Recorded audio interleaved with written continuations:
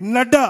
అదేవిధంగా ఇంతకుముందు వెంకటేష్ నేత గారు చెప్పారు, బీజేపీ ప్రెసిడెంట్ అంటే మొత్తం హిస్టరీలో ఇంత పెద్ద మెజార్టీ, ఇంత పెద్ద రాష్ట్రాలలో అధికారం ఎవరి ఆధ్వర్యంలో వచ్చిందంటే నడ్డా గారి ఆధ్వర్యంలో వచ్చింది అని చెప్పేసి, విద్యార్థి నాయకుడు, సక్సెస్ఫుల్ యువజన నాయకుడు, సక్సెస్ఫుల్ జాతీయ అధ్యక్షుడు కాబోయే రోజుల్లో మన నడ్డా గారు ఎక్కడ ఉంటారో ఒకసారి మీరు ఆలోచించాలి. వారి యొక్క ట్రాన్స్లేషన్ మన ఎమ్మెల్సీ మన రామచంద్రరావు గారు చేస్తారు. ఒక్కసారి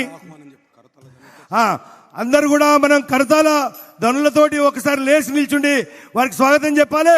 పెద్దపల్లిలో రైతులు ఎక్కువ, రైతుల పక్షాన పెద్దపల్లి వాళ్ళు ఒక నాగల్ని బహుకరించాలని చెప్పారు కాబట్టి మన రైతుల పక్షాన ఇస్తున్నాం.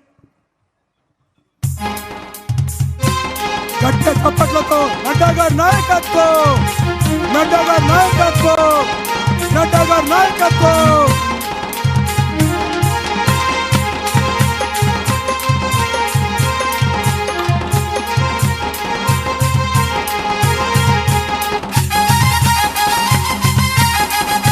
నడ్డా గారి నాయకత్వం, జేపీ నడ్డా గారి నాయకత్వం, నరేంద్ర మోడీ గారి నాయకత్వం.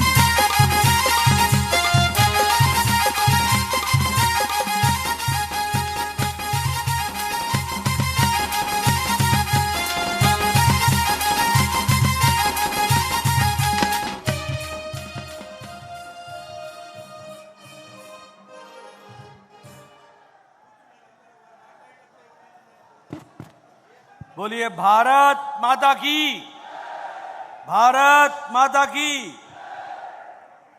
आज के इस चुनावी सभा में मंच पर उपस्थित हमारे बहुत ही प्रिय और आप सबके प्रिय लोकसभा के प्रत्याशी श्री गोमासा श्रीनिवास जी, हमारे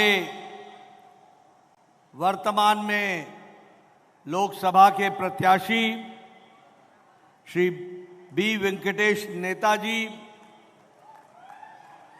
हमारे वरिष्ठ साथी रामचंद्र राव जी, प्रदेश के महामंत्री प्रदीप कुमार जी, सुनील रेड्डी जी, पेड्डापल्ली के डिस्ट्रिक्ट प्रेसिडेंट, हमारे प्रदेश के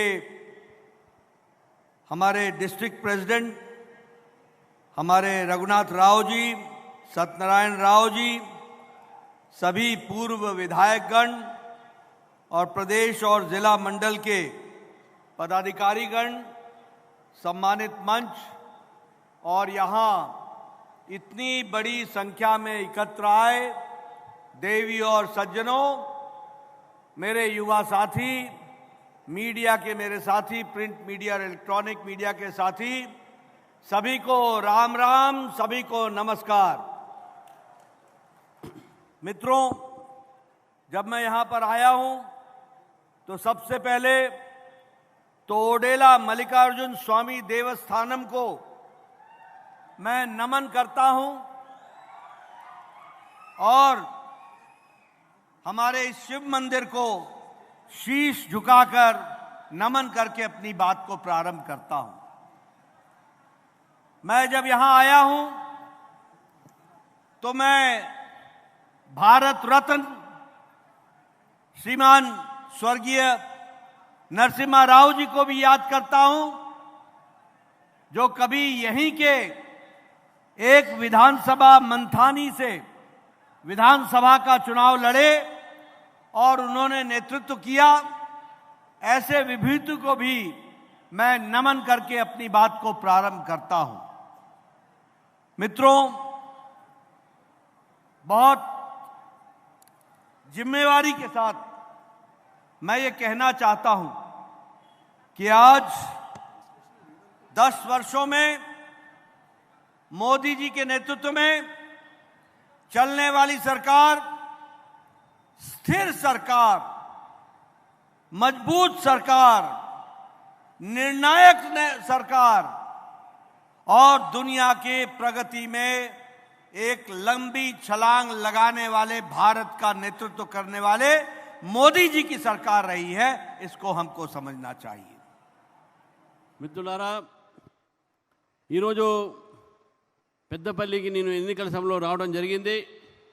ఇక్కడ మన అభ్యర్థి అయినటువంటి గోమాస శ్రీనివాస్ గారికి, అదేవిధంగా ఇప్పుడు ఉన్నటువంటి ఒక మెంబర్ ఆఫ్ పార్లమెంట్ ఉన్న వెంకటేష్ నేత గారికి, వేదికను అలంకరించిన మిగతా వాళ్ళందరూ కూడా పేరు పేరున నమస్కరిస్తూ, ఇక్కడ వచ్చినటువంటి మీడియా మిత్రులకు, ఇక్కడ వచ్చిన కార్యకర్తలకు అందరికీ కూడా ఈ పెద్దపల్లి గడ్డపై నీ రావటము, ఆ మల్లికార్జున స్వామిని గుర్తు చేసి వారికి నేను నమస్కరిస్తూ, అదేవిధంగా ఈ ప్రాంతానికి చెందినటువంటి గతంలో పివి నరసింహారావు గారు మన భరతరత్న మొన్ననే మన ప్రభుత్వం ఇచ్చింది. వారు కూడా గతంలో ఇక్కడ మంత్రి అనేటటువంటి ఒక అసెంబ్లీ నియోజకవర్గం నుంచి గతంలో ఎమ్మెల్యేగా గెలిచినటువంటి ఒక విషయం కూడా నాకు తెలుసు. చాలా సంతోషం. ఈరోజు ఏదైతే ప్రభుత్వం కేంద్రంలో ఉందో అది ఒక నిర్ణయాత్మకమైనటువంటి ప్రభుత్వం, నిర్ణయాలు తీసుకునేటువంటి ప్రభుత్వం, పనిచేసే ప్రభుత్వంగా ఈరోజు మోదీ గారు ఉన్నారు. కాబట్టి ఈరోజు ఈ యొక్క విషయాలు కూడా ఇక్కడ నేను చెప్పడానికి వచ్చాను. एक तरफ हमने वो दिन और वो दौर देखा है जब कांग्रेस का जमाना था, और वो जमाना था भ्रष्टाचार का, वो जमाना था पॉलिसी पैरालिसिस का, वो जमाना था अनिर्णायक की स्थिति का, और कांग्रेस फिर से देश को उसी हालत में धकेलना चाहती है। हमें याद है कि कांग्रेस झूठे वायदे, झूठे नारे, वोट बैंक की राजनीति, माफिया और अपराधियों के माध्यम से सरकार में वर्चस्व करना, परिवारवाद, भ्रष्टाचार, ये सारे दौर हमने कांग्रेस के जमाने में देखे हैं।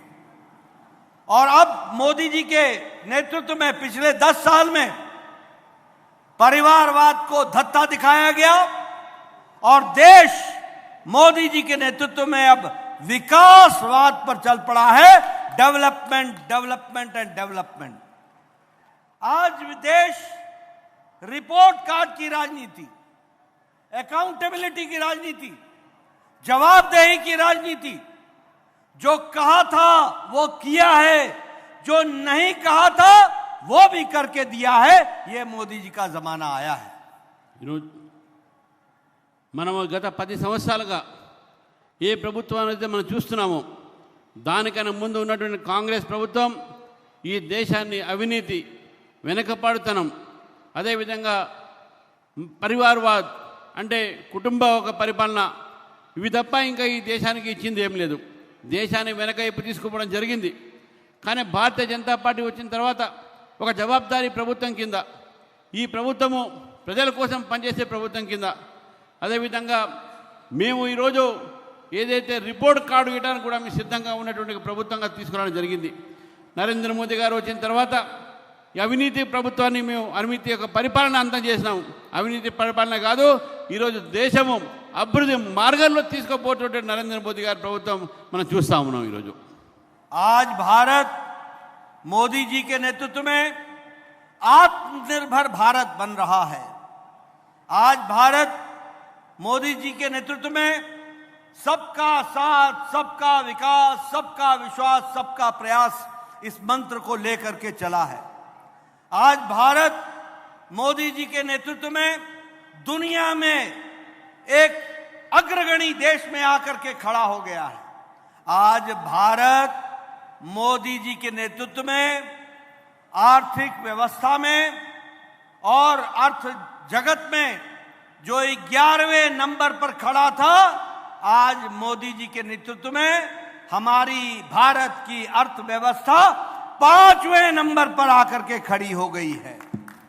और आप गोमासा श्रीनिवास को जिताएंगे और आप मोदी जी को तीसरी बार प्रधानमंत्री बनाएंगे, भारत तीसरे नंबर की अर्थव्यवस्था बन जाएगा। मित्रों, मैं यहां यह भी बताना चाहता हूं कि ऑटोमोबाइल में भारत तीसरे नंबर पर आकर के खड़ा हो गया है। हमने जापान को पछाड़ दिया है। भारत फार्मास्यूटिकल्स में, दवाई बनाने में दूसरे नंबर पर आकर के खड़ा हो गया है। हमने दुनिया के देशों को पिछाड़ दिया है और आज भारत सबसे सस्ती और सबसे असरदार दवा बना रहा है। हमारा भारत आज पेट्रोकेमिकल्स में तीसरे नंबर पर खड़ा है। आज हमारा भारत इस्पात में, स्टील में दूसरे नंबर पर खड़ा है। और आपको जानकर खुशी होगी, 10 साल पहले आप अपने मोबाइल को जो इस्तेमाल करते थे उस पे लिखा होता था made in China, made in Japan, made in Taiwan, made in Korea. आज आप सबके मोबाइल पर लिखा है मेड इन इंडिया। మిత్రులారా, భారతదేశం ఈరోజు మోదీ గారి ప్రభుత్వంలో ఒక ఆత్మనిర్భర భారత్ వైపు వెళ్తూ ఉంది. ఏ భారతదేశం అయితే గతంలో వెనకబడిన దేశంగా ఉండే ఈరోజు నరేంద్ర మోదీ గారి ప్రభుత్వంలో ఇది ఒక వికసించినటువంటి భారత్గా, అభివృద్ధి చెందినటువంటి భారత్గా ఈరోజు మనం చూస్తూ ఉన్నాం. అనేక ఒక ప్రాంతాల్లో అనేకమైనటువంటి రంగాల్లో ఈరోజు భారతదేశం చాలా ముందుకుంది. ముఖ్యంగా ట్రాన్స్పోర్ట్ విషయంలో కానీ, ట్రాన్స్పోర్ట్ మన జాపాన్ని కూడా మనం వెనక తీసుకుపోవడం జరిగింది. గతంలో మనం 11వ స్థానంలో మన ఆర్థిక వ్యవస్థ ఉండే, ఈరోజు మనం 5వ స్థానంలో తీసుకురావడం జరిగింది. ఈరోజు అనేక రంగాల్లో మనం 2వ స్థానంలో, 3వ స్థానంలో ఉన్నాం. ఏ మొబైల్ ఫోన్లు అయితే మనం వాడుతున్నామో గతంలో ఆ mobile phone made in China, made in Taiwan, made in Korea ఇవన్నీ ఉండేది. కానీ ఈరోజు మీరు ఒక్కసారి మీ మొబైల్ ఫోన్ తీసుకుంటే అది మేడ్ ఇన్ ఇండియా ఉంది. అది భారతదేశంలో ఉన్నటువంటి తయారైనటువంటి మొబైల్ ఫోన్. ఇవన్నీ కూడా నరేంద్ర మోదీ గారి ప్రభుత్వంలో తయారైనటువంటి ఒక అభివృద్ధి. మనం ముందుకు పోతా ఉన్నాం. భారతదేశము అభివృద్ధి మార్గంలో పోవాలనేది నరేంద్ర మోదీ గారి లక్ష్యం. ఈరోజు గోమాస శ్రీనివాస్ గారు మనకు అభ్యర్థి, వారు మన ముందు ఉన్నారు కాబట్టి వారిని కూడా అందరూ కూడా ఆశీర్వాదం చేసిన అవసరం ఉంది. భారతదేశం ఏదైతే అభివృద్ధి చెందుతుందో ఈరోజు ప్రపంచం మొత్తంలో కూడా చూస్తున్నారు. ప్రపంచం మొత్తంలో కూడా అగ్రస్థానంలో భారతదేశం ఉంది అన్ని రంగాల్లో అని చెప్పేసి కూడా తెలియజేయాల్సిన అవసరం ఉన్నది. मित्रों, मोदी जी ने विकास के लिए इंफ्रास्ट्रक्चर, लॉजिस्टिक्स, इस पर बहुत जोर दिया है और इसलिए उन्होंने कहा हीरा। हीरा का मतलब है H for highways, I for internet, R for railways और A फॉर एयरवेज। आपको जानकर खुशी होगी कि आज भारत 56,000 किलोमीटर सड़क नेशनल हाईवे बना चुका है। 56,000 किलोमीटर्स, 52,000 किलोमीटर्स रेल का, ट्रैक का इलेक्ट्रिफिकेशन हो गया है और हाईवेज को आगे बढ़ाने का काम हुआ है। लगभग 1.5 लाख पंचायत को इंटरनेट से जोड़ने का काम हुआ है और 2 लाख पंचायत में कॉमन सर्विस सेंटर खड़ा कर दिया गया है। अगर हम बात करें रेलवेज की तो एक नया जाल बिछाया जा रहा है और उसके तहत लगभग 26,000 किलोमीटर का नया ट्रैक बनाया गया है, 26,000 किलोमीटर्स का। मैं एयरवेज की बात करना चाहूंगा। 2014 में there were 74 airports. Now there are 148 airports. दुगना हो गया है एयरवेज को, यह भी हमको ध्यान में रखना चाहिए। मैं यहां बताना चाहूंगा कि जहां हाईवे 60% का इंक्रीज है, वहीं प्रधानमंत्री मोदी जी ने मेगा फूड पार्क में 12 गुना विकास किया है, 12 टाइम्स विकास किया है। ఈరోజు మనం భారతదేశము అనేక రంగాల్లో ప్రగతి చూస్తున్న పాటు ఒక మంత్రం నరేంద్ర మోదీ గారు చెప్పారు. అది హీరా. అంటే హైవేస్, ఇంటర్నెట్, రైల్వేస్, ఏ అంటే మళ్ళీ రైల్వేస్, ఎయిర్వేస్. ఈరోజు భారతదేశంలో దాదాపు 56,000 కిలోమీటర్లతో రహదారులు నిర్మాణమైనాయి. దాదాపు 52,000 కిలోమీటర్లు ఎలక్ట్రిఫికేషన్ రైల్వేస్ చేయడం జరిగింది. గతంలో కేవలం 74 ఎయిర్పోర్ట్లు మాత్రమే మన దేశంలో ఉండే. కానీ ఈరోజు నరేంద్ర మోదీ గారు వచ్చిన తర్వాత ఈ 10 సంవత్సరాల్లో 148 ఎయిర్పోర్ట్లు మనము నిర్మాణం చేసుకోవడం జరిగింది. ఈరోజు అన్నీ ఇదే కాదు, అన్ని రంగాల్లో కూడా ఈరోజు భారతదేశము దాదాపు 22 లక్షల గ్రామాల్లో ఈరోజు ఇంటర్నెట్ ఒక ఫెసిలిటీ తీసుకురావడం జరిగింది. ఈ ఇంటర్నెట్లు గ్రామాలకు తీసుకురావడంతో పాటు ఈ రైల్వేస్, ఎయిర్వేస్, హైవేస్ ఇవన్నీ కూడా చాలా అభివృద్ధి మార్గంలో పోతున్నాము. కాబట్టి ఈరోజు ఇవన్నీ కూడా అభివృద్ధి జరిగిందంటే ఇది నరేంద్ర మోదీ గారి యొక్క సంకల్పం. అభివృద్ధి భారత్ని మనం నిర్మాణం చేయాలని చెప్పేసి ఆ అభివృద్ధి వైపు పోతున్నటువంటి విషయాన్ని కూడా మనందరం గమనించాల్సిన అవసరం ఉన్నది. मित्रों, प्रधानमंत्री जी ने 10 साल में गांव को सशक्त किया, गरीब को ताकत दी, दलित को ताकत दी और आत्मसम्मान दिया, आदिवासी की चिंता की, किसान की चिंता की, युवाओं की चिंता की और महिलाओं का सशक्तिकरण किया गया. आज प्रधानमंत्री गरीब कल्याण अन्न योजना में 80 करोड़ की जनता को, 80 करोड़ पीपल और 80 करोड़ की जनता में 2 करोड़ लोग हमारे तेलंगाना के हैं जिनको 5 किलो गेहूं या 5 किलो चावल और 1 किलो दाल दिया जा रहा है.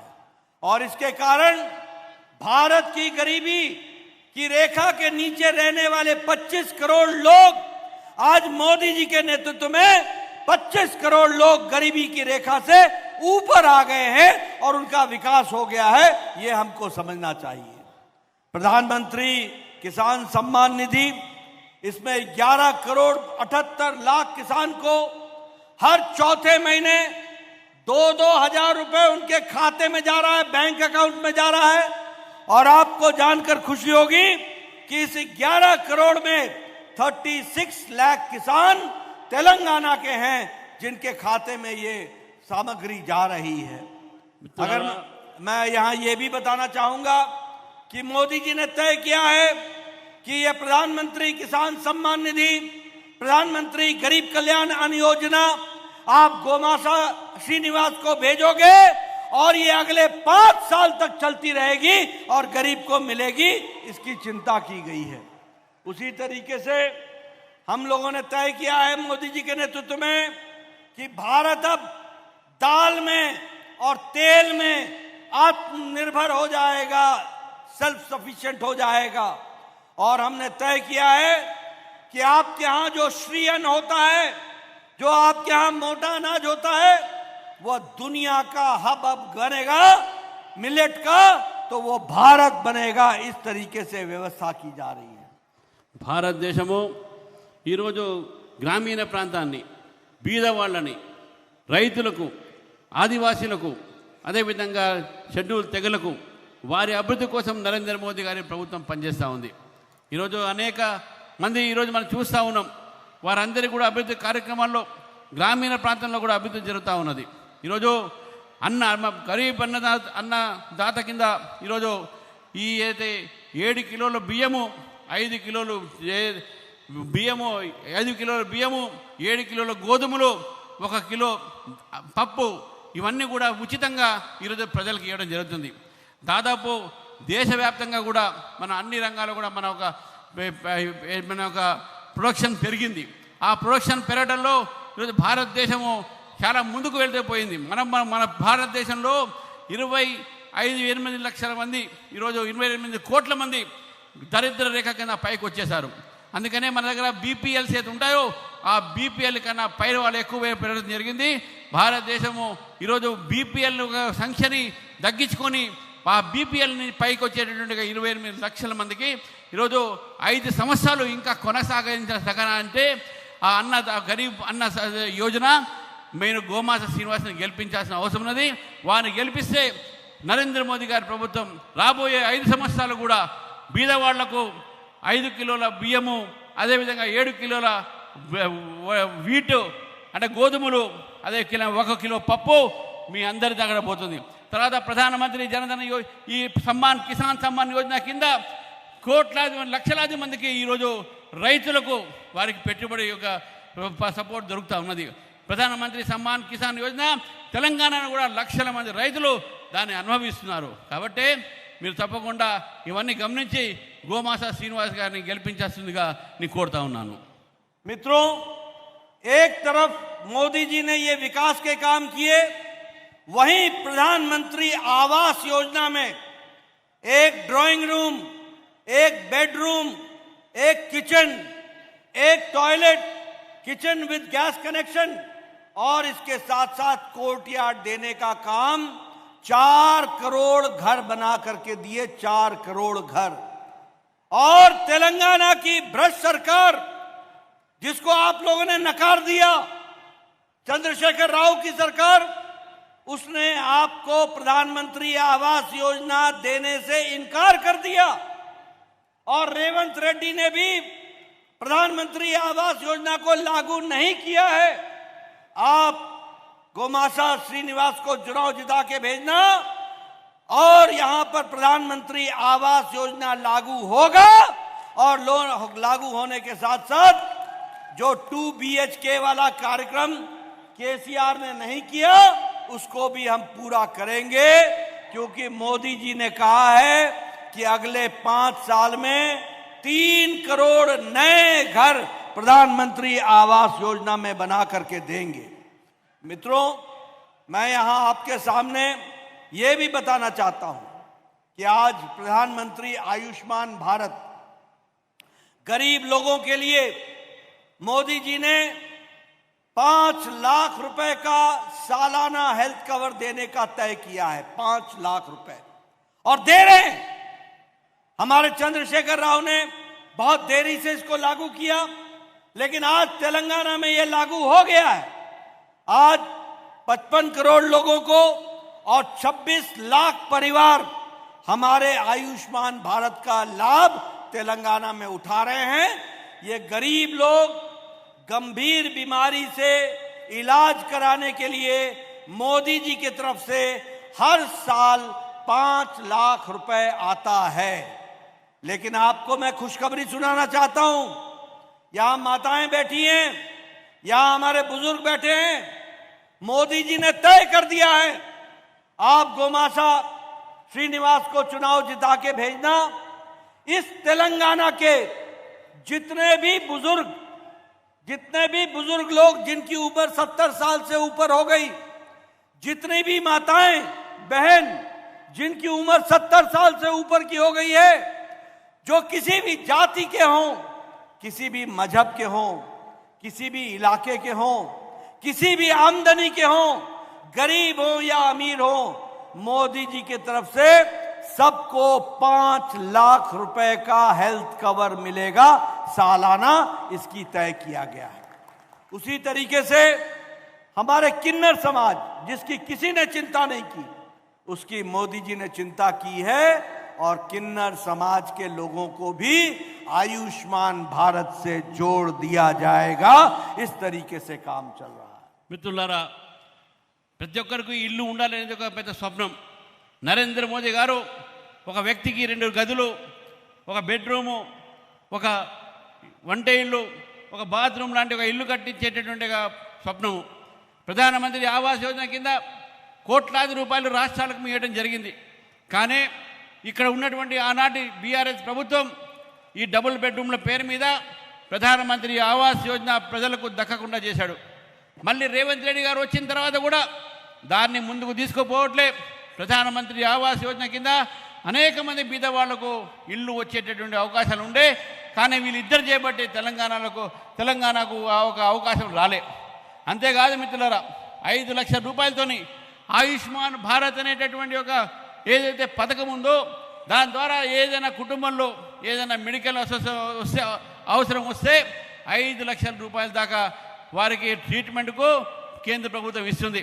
ఆ ప్రభుత్వం తీసుకున్నటువంటి నిర్ణయము తెలంగాణ ప్రభుత్వం చాలా ఆలస్యంగా తీసుకుంది. ఎందుకు వాళ్లకు ఈ యొక్క అవకాశం రాలేదు, ఈ యొక్క రాష్ట్రంలో ఆయుష్మాన్ భారత్ని ఎందుకు ఇక్కడ ఇంప్లిమెంట్ చేయలేదనే విషయాన్ని కూడా అన్నాళ్ళు చూస్తూ ఉన్నాం. కాబట్టి ఇటువంటి అనేక పథకాలు ఈరోజు రాష్ట్రంలో భారతీయ జనతా పార్టీ ప్రభుత్వం మనం ఇస్తూ ఉన్నాం. కానీ అవి ఇక్కడ అమలు పరచాలంటే గోమాస శ్రీనివాస్ని గెలిపించాలి. అప్పుడే ఈ పథకాలన్నీ కూడా మన దగ్గర పనిచే అవసరం ఉంటాయి. కాబట్టి ఈరోజు లక్షలాది మందికి ఈ యొక్క దేశంలో దీని మీద లాభం వస్తుంటే మన యొక్క తెలంగాణలోనే దాదాపు 26 లక్షల కుటుంబాలకు ఈ యొక్క ఆయుష్మాన్ భారత్ కానీ ఇతర ఒక పథకాలు కానీ దాని యొక్క లాభం దొరుకుతూ ఉంది. అందుకే మీరు గోమాస శ్రీనివాస్ని గెలిపిస్తే కేంద్ర ప్రభుత్వం పథకాలు మన ప్రాంతానికి వచ్చే అవకాశాలు ఉంటాయని చెప్పేసి కూడా నేను కోరుతా ఉన్నాను.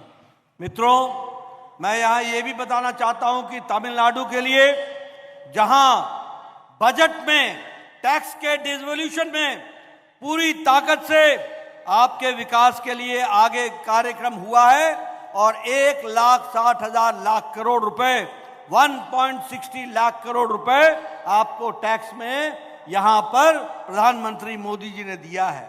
और उसी तरीके से 1.10 लाख करोड़ रुपए आपको ग्रांट इन एड दिया गया। आपके रेलवे ट्रैक को बजट से 20 गुना बढ़ा दिया गया है, 20 टाइम्स बजट बढ़ा दिया गया है और आपके रेलवे ट्रैक को डबल किया जा रहा है। उसी तरीके से आज 3 वंदे भारत ट्रेन तेलंगाना में हैदराबाद से चल रही हैं, सिकंदराबाद से चल रही हैं। 15 गति शक्ति कार्यक्रम टर्मिनल वो भी यहां पर बन रहे हैं और नेशनल हाईवे आपके यहां दुगना बन करके तैयार हो गया है। इस प्रकार से काम चल रहा है। भारतमाला प्रोजेक्ट में आपका Hyderabad Indore economic corridor, Surat Chennai economic corridor, Hyderabad Panaji economic corridor और हैदराबाद विशाखापट्टनम कॉरिडोर, ये सारे विकास के नए आयाम लिखे जा रहे हैं, जिससे आज आंध्र प्रदेश का विकास, आज तेलंगाना का विकास का पूरी की पूरी ताकत के साथ कार्य चल रहा है। मैं यहाँ ये भी कहना चाहूँगा कि जब मैं यहाँ पर आया हूँ तो बताना चाहूँगा कि Ramagundam fertiliser chemical limited Ramagundam वह भी फिर से शुरू कर दिया गया है, उसको भी फिर से शुरू कर दिया गया है। उसी तरीके से 926.22 किलोमीटर का नया रेलवे ट्रैक तेलंगाना के लिए अप्रूव हो गया है और आपको जानकर खुशी होगी कि 450 किलोमीटर का नेशनल हाईवे 63 यह जगदलपुर से निजामाबाद वाया धर्मपुरी इन पेड्डापल्ली से हो करके जाएगा। ये नया विकास का काम चल रहा है और उसी तरीके से शहर योजना में पेड्डापल्ली और चेन्नूर नगर को पालिका को सिलेक्ट कर लिया गया है और उसको जोड़ा गया है। ये भी मैं आपको बताना चाहता हूं। నరేంద్ర మోదీ గారి ప్రభుత్వం వచ్చిన తర్వాత తెలంగాణకు 1,00,000 పై చెరుకు వారి యొక్క ఈ ట్యాక్స్ డెవల్యూషన్లు ఇవ్వడం జరిగింది. అంతేకాకుండా లక్షలాది రూపాయలు మన రాష్ట్రానికి వేరే రూపంలో ఇస్తూ మనకు జాతీయ రహదారులకు ఈ వీటన్నిటికి కూడా నిధులు ఇవ్వడం జరిగింది. తెలంగాణ అభివృద్ధి చేయడానికి రైల్వే మార్గాన్ని కూడా ఈరోజు పెంచడం జరిగింది. ఈ భారతదేశంలో ఉన్నటువంటి అనేక ప్రాంతాల్లానే తెలంగాణ కూడా 3 వందే భారత్ ఇవ్వడం జరిగింది. ఇది హైదరాబాద్ నుంచి సికింద్రాబాద్ నుంచి మొదలవుతూ ఉన్నాయి. అంతేకాదు మిత్రులారా, ఈరోజు జాతీయ రహదారులు ఈ ప్రాంతంలో మనం ఇవ్వడం జరిగింది. రైల్వే ఒక ఆధునీకరణ చేయడం జరిగింది. రైల్వే లైన్స్తో పాటు ఈ ప్రాంతంలోనే రామగుండం ఫర్టిలైజర్ యొక్క ప్లాంట్ అవుతుందో దాన్ని పునరుద్ధరించి ఈరోజు మళ్ళీ దాన్ని పెట్టుకుంటూ ఈ యొక్క ప్రాంతానికి ఎంతో ఒక ప్రతిష్టాత్మకమైన మారినటువంటి ఒక విషయం అందరూ తెలుసు. పెద్దపల్లి ఒక లాభం చేసేటటువంటి విధంగా ఇందోర్ నుంచి నిజామాబాద్ వరకు ఒక జాతీయ రహదారి వచ్చేటటువంటి ప్లాన్ చేస్తూ ఉన్నారు. అందులో పెద్దపల్లి కూడా దానికి కనెక్షన్ ఉంటుంది. కాబట్టి అనేక పథకాల్లో ఈరోజు పెద్దపల్లికి వచ్చేటటువంటి ఒక ఏవైతే లాభాలు ఉన్నాయో ఇవి కేవలం నరేంద్ర మోదీ గారి యొక్క ఆలోచనతో కొన్ని ప్రయోజనాలుగా చేస్తూ ఉన్నాం. ముఖ్యంగా రైల్వే విషయంలో కూడా రైల్వే లైన్లో కూడా పెద్దపల్లికి లాభం జరుగుతూ ఉన్నాయి. మరి ఇవన్నీ కూడా ఆలోచించి మీరు మరొకసారి గోమాస శ్రీనివాస్ గారికి ఓటేసేటటువంటి ఆలోచన చేయండి అని చెప్పేసి నేను కోరుతా ఉన్నాను. मित्रों, मैंने आपको जो विकास का काम था वो आपको बताया। कि मोदी जी के नेतृत्व में किस तरीके से विकास हो रहा है, लेकिन मैं आपको यह भी बताना चाहता हूं कि आज अगर ये विकास हो रहा है, अगर ये उजाला आ रहा है, तो हमको वो बुरे दिन भी याद रखने चाहिए जो कांग्रेस के जमाने और बीआरएस के जमाने में आपने देखा है।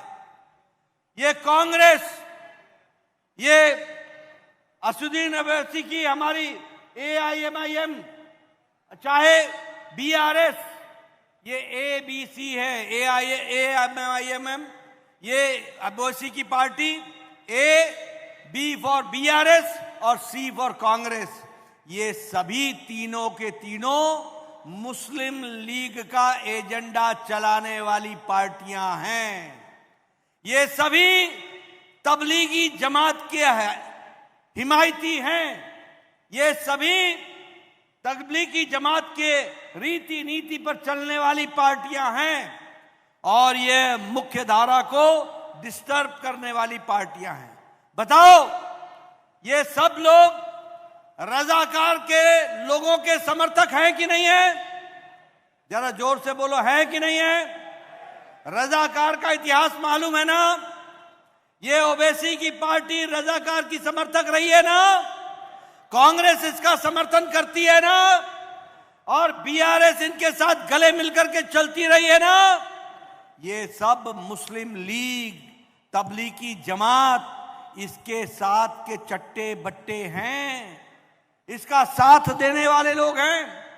ये लिबरेशन दिवस 17 सितंबर नहीं मना सकते, ये कभी सोच नहीं सकते, लेकिन एक बात बोलना चाहता हूं, भारतीय जनता पार्टी हमेशा याद रखेगी 17 सितंबर 1948 जब हमें लिबरेट कराया था सरदार पटेल ने, और तब का लिबरेशन दिवस था। आप आगे हमारी सरकार बनाओगे, तेलंगाना धूमधाम से लिबरेशन दिवस मनाएगा, यह भी मैं आपको बताना चाहता हूं। మిత్రులారా, మా అందరూ తెలుసు, ఈరోజు ఈ రాజకీయ కొన్ని పార్టీలు, దానికి నేను ఏబీసీ అంటున్నాను. ఏ అంటే అసదుద్దీన్ ఓవైసీ ఎంఐఎం, బి అంటే బీఆర్ఎస్ ప్రభుత్వం, సి అంటే కాంగ్రెస్. ఈ ఏబీసీ ఏది ఉందో ఈ పార్టీలన్నీ కూడా ఈ దేశంలో కానీ మన రాష్ట్రంలో, ముఖ్యంగా మన రాష్ట్రంలో ముస్లిం లీగ్ ఎజెండాని ముందుకు తీసుకుపోతా ఉన్నారు. తబ్లిగే జమాతని మన ముందుకు తీసుకువస్తున్నారు. వారి ఎజెండాని మన మీద రుద్దే ప్రయత్నం చేస్తున్నారు. కేవలం ఓటు బ్యాంక్ రాజకీయాల కోసము ఇవన్నీ కూడా చేసేటువంటి విషయాన్ని మనం గుర్తుపెట్టుకోవాలి.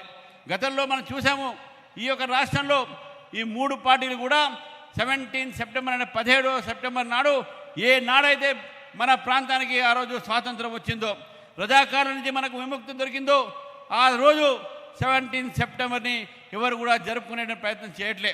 కానీ ఆ రజాకారులని, ఆ రజాకారు యొక్క ఎజెండాని, ఆ రజాకారు సంబంధించిన చరిత్రని మన మీద రుద్దే ప్రయత్నం చేస్తున్నాం. భారతీయ జనతా పార్టీ వచ్చిన తర్వాత డెఫినెట్గా ఈ 17 సెప్టెంబర్ని జరుపుతా ఉన్నాం, మేము జరుపుకుంటున్నాం. ఆ రోజు వచ్చినటువంటి యొక్క మనకు స్వాతంత్రము మనం దాన్ని ముందు తీసుకుపోవాలి. కానీ ఈ ఓటు బ్యాంక్ పాలిటిక్స్ ద్వారా మనందరం కూడా వెనకబడిపోతున్నాం. కాబట్టి ఈ యొక్క 2-3 పార్టీలు కూడా ఈ ముస్లిం లీగ్ ఎజెండా మన మీద రుద్దటానికి అవకాశం ఇవ్వకూడదని చెప్పేసి నేను కోరుతా ఉన్నాను. आजकल राहुल गांधी बोलते हैं कि मोदी जी के नेतृत्व में रिजर्वेशन खत्म हो जाएगा। मैं यहां बोलना चाहता हूं, उल्टे चोर कोतवाल को डांटे, खुद चोरी करो और दूसरों पर इल्जाम लगाओ।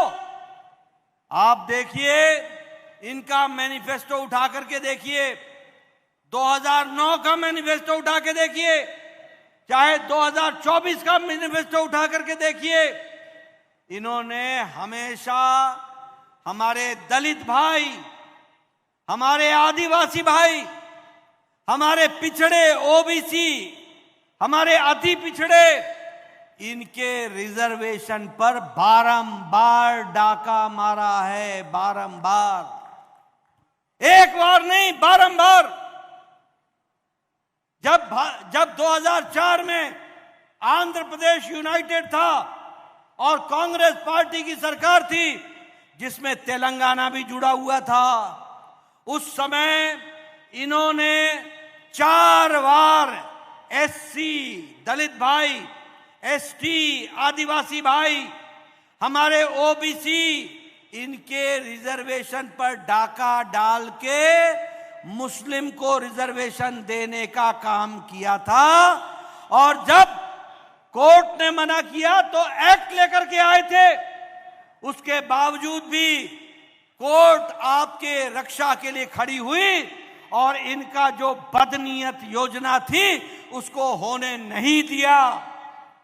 कर्नाटक में इन्होंने ओबीसी का, अति पिछड़ा का 4% का रिजर्वेशन काट करके मुस्लिम भाइयों को दिया। आपका 4%, हमारी सरकार आई, हमने मुस्लिम रिजर्वेशन हटा दिया और ओबीसी को उनका अधिकार दिया। अब सिद्धारमैया फिर से मुस्लिम को फिर से वो रिजर्वेशन दिया है। आप बताइए, चोरी कौन कर रहा है? डाका कौन डाल रहा है? किसकी नीयत बुरी है? ये कांग्रेस पार्टी की नीयत बुरी है। ये कांग्रेस पार्टी आपको आगे बढ़ते हुए नहीं देखना चाहती। प्रधानमंत्री मोदी जी ने 4 दिन पहले कहा है, कांग्रेस पार्टी लिखित रूप में बताए कि वह कभी भी एससी, एसटी और ओबीसी के रिजर्वेशन से छेड़छाड़ नहीं करेगी। आज दिन तक जवाब नहीं दे सकी कांग्रेस पार्टी। प्रधानमंत्री ने कहा है कि कांग्रेस पार्टी लिख करके दे कि पिछले दरवाजे से जहां आपकी सरकार है वहां एससी, एसटी और ओबीसी का रिजर्वेशन पर आप डाका नहीं डालोगे, पिछले दरवाजे से उनका रिजर्वेशन खत्म नहीं करोगे। कांग्रेस चुप है, कांग्रेस बोल नहीं रही है, कांग्रेस की बोलती बंद है। ये लोग हाथी के दांत दिखाने के और खाने के और है। ये लोग आपके साथ दगा कर रहे हैं, आपको गुमराह कर रहे हैं। अपनी रोटी सेकने के लिए, राजनीतिक रोटी सेकने के लिए देश को एक नए विभाजन की ओर ले जाने की षड्यंत्र रच रहे हैं। डॉक्टर भीमराव अंबेडकर ने कहा है, धर्म के आधार पर कभी भी आरक्षण, रिजर्वेशन नहीं होगा। भीमराव अंबेडकर ने संविधान में कह दिया है। राहुल गांधी संविधान की कॉपी लेकर के चलते हैं, पढ़ते लिखते नहीं है, मालूम नहीं है कि धर्म के आधार पर आरक्षण नहीं हो सकता। लेकिन वो षड्यंत्र करके पिछले दरवाजे से आपका, दलित भाइयों का आरक्षण लेना चाहते हैं, दलित भाइयों का आरक्षण लेना चाहते हैं। और इसीलिए गौमाता श्रीनिवास मोदी जी के नेतृत्व में आपकी रक्षा करेगा, आपका आरक्षण आपको मिलेगा और आपको रहेगा। इस बात को आप ध्यान में रखिए। మీ అందరికీ తెలిసి ఈ మధ్య రాహుల్ గాంధీ దేశమంతా తిరిగి రిజర్వేషన్ల గురించి మాట్లాడుతూ ఉన్నారు. అసలు రిజర్వేషన్ల గురించి మాట్లాడే అధికారం రాహుల్ గాంధీ గారికి ఎక్కడ ఉంది? ఇక్కడ ఉన్నటువంటి అనేక ఓబీసీ వర్గాలకు ఆనాడు ఉమ్మడి రాష్ట్రంలో కాంగ్రెస్ పార్టీ 4% రిజర్వేషన్లు ముస్లింలకు ఇచ్చి ఎవరికి అన్యాయం చేసింది ఒక్కసారి మీరు ఆలోచించండి. ఆ 4% రిజర్వేషన్ల ద్వారా మన రాష్ట్రంలో ఉన్నటువంటి ఓబీసీలకు నష్టం జరిగిందని చెప్పి తెల్లదారకు ఈరోజు వారి పరిపాలించే రాష్ట్రంలో ఓబీసీలకు, అదేవిధంగా ఎస్సీలకు, ఎస్టీలకు అన్యాయం జరుగుతున్న విషయాన్ని వాళ్ళకి తెలియదా? మనకు రాజ్యాంగంలో ఇచ్చినటువంటి భీమరావు అంబేద్కర్ గారు చెప్పినట్టు మతం ఆధారంగా రిజర్వేషన్ ఉండరాదు. భారతీయ జనతా పార్టీ అదే ఉంటుంది. మీరు మతం ఆధారంగా మీరు రిజర్వేషన్ ఇవ్వడానికి వీలు లేదు. మన రాజ్యాంగం కూడా అదే అంటుంది. అయినప్పటికీ కూడా ఈ 4% రిజర్వేషన్లు ఇచ్చి మన బీసీలకు, మన ఓబీసీలకు, మన ఒక ఎస్సీ, ఎస్టీలకు మీరు అన్యాయం చేస్తున్నారు. నరేంద్ర మోదీ గారు అడిగారు, మీరు ఈ యొక్క ఎస్సీ, ఎస్టీ, ఓబీసీ యొక్క రిజర్వేషన్లతోని మీరు చలగాటం ఆడరు అని చెప్పి రాసి ఇవ్వమంటే ఇంతవరకు వారు మాట్లాడలేదు. మీ రాష్ట్రంలో ఇటువంటి పనులు చేయము అని చెప్తే అది కూడా మాట్లాడలేదు. కర్ణాటకలో కూడా 4% రిజర్వేషన్ ఈ విధంగా ముస్లింలకు ఇచ్చి అక్కడ ఉన్నటువంటి ఓబీసీలకు నష్టం జరిగింది. కానీ భారతీయ జనతా పార్టీ ప్రభుత్వం వచ్చిన తర్వాత దాన్ని తీసేశారు. కానీ మళ్ళీ ఇప్పుడు సిద్ధరామయ్య ప్రభుత్వం దాన్ని తీసుకోవడం జరిగింది. మనకు రాజ్యాంగంలో ఉన్నది మన ఒక వర్గాన్ని రక్షించుకోవాలంటే ఈ రిజర్వేషన్లు మతం ఆధారంగా తీసేయాలి అని చెప్పి భారతీయ జనతా పార్టీ నమ్ముతుంది. మీరు గోమాత శ్రీనివాసరావు గెలిపించంటే ఇటువంటి రిజర్వేషన్ రద్దు చేసి ఓబీసీలకు ఎస్సీలకు ఎస్టీలకు న్యాయం చేసే విధంగా భారతీయ జనతా పార్టీ పనిచేస్తుందని చెప్పేసి కూడా తెలియజేస్తా ఉన్నాను. मित्रों, 3 बातें और बताऊंगा आपको. ये कांग्रेस पार्टी राम विरोधी पार्टी है, राम विरोधी पार्टी. ये कांग्रेस पार्टी सनातन विरोधी पार्टी है, सनातन विरोधी पार्टी है. ये कांग्रेस पार्टी राष्ट्र विरोधी ताकतों के साथ हाथ मिलाने वाली पार्टी है, हाथ मिलाने वाली पार्टी.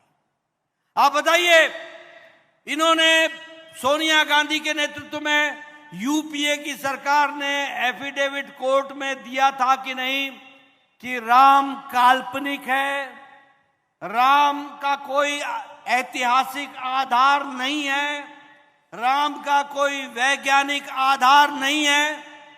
क्या कपिल सिब्बल ने कोर्ट में नहीं कहा था कि राम जन्मभूमि का किस्सा इसको टालो, लटकाओ, अटकाओ, भटकाओ?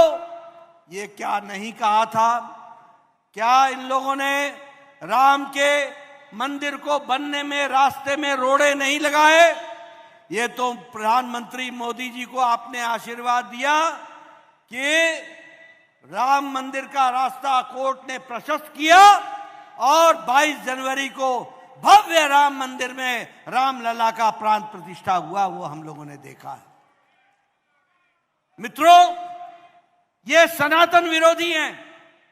ये उदयनिधि स्टालिन बोलता है सनातन HIV है, सनातन मलेरिया है, सनातन डेंगू है, और सोनिया गांधी चुप रहती हैं, राहुल गांधी चुप रहते हैं, प्रियंका गांधी बोलती नहीं है.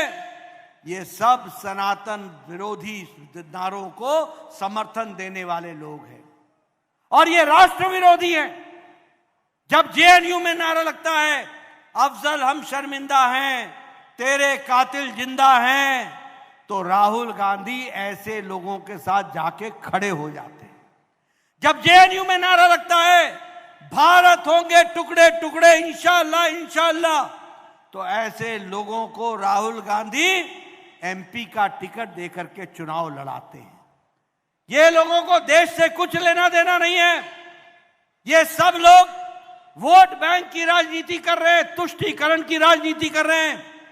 देश जाए जहां जाना है, देश को जो होता है होए. परसों आतंकवादी घटना घटी और पंजाब का मुख्यमंत्री, पूर्व मुख्यमंत्री बोलता है कि यह स्टंट है, ये षड्यंत्र है. ऐसे राष्ट्र विरोधी नेता कांग्रेस पार्टी के इस तरीके से देश को गुमराह करते हैं. सर्जिकल स्ट्राइक होकर के प्रधानमंत्री मोदी जी ने घर में घुस करके पाकिस्तान को सबक सिखाया था.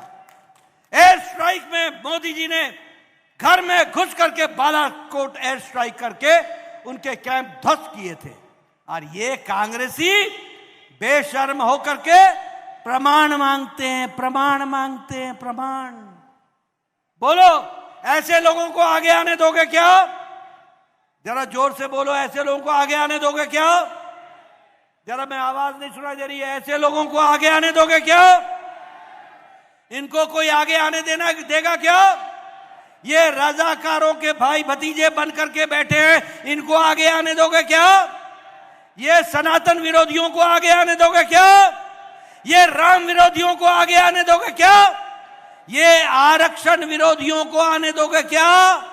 ये मुस्लिम तुष्टीकरण करने वाले लोगों को आगे आने दोगे क्या?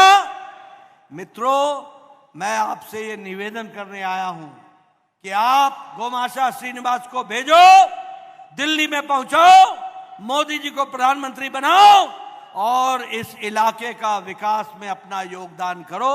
यही आपको कहने आया हूं. बहुत बहुत धन्यवाद. जय भारत, जय तेलंगाना.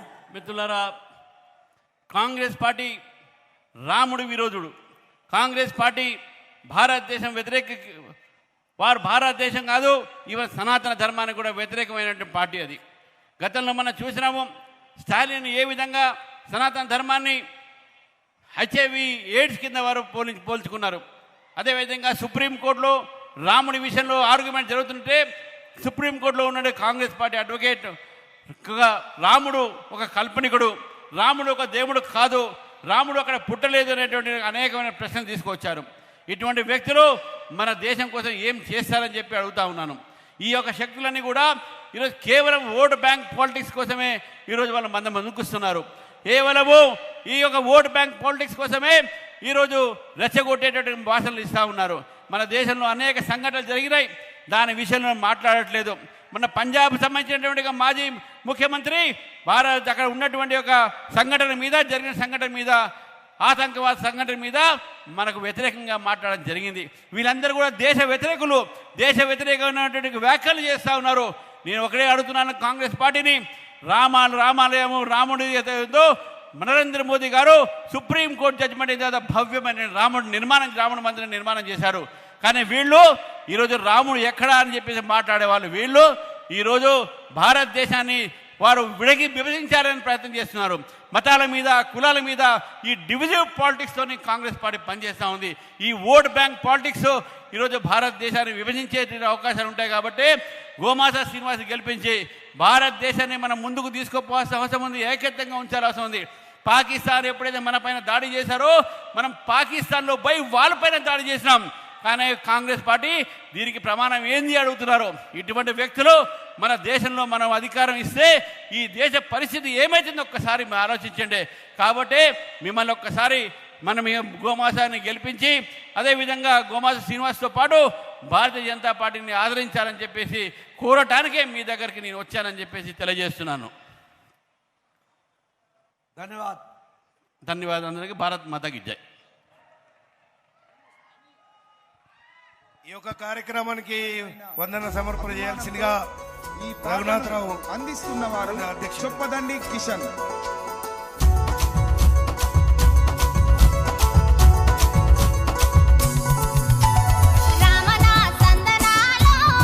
బీజేపీ జాతీయ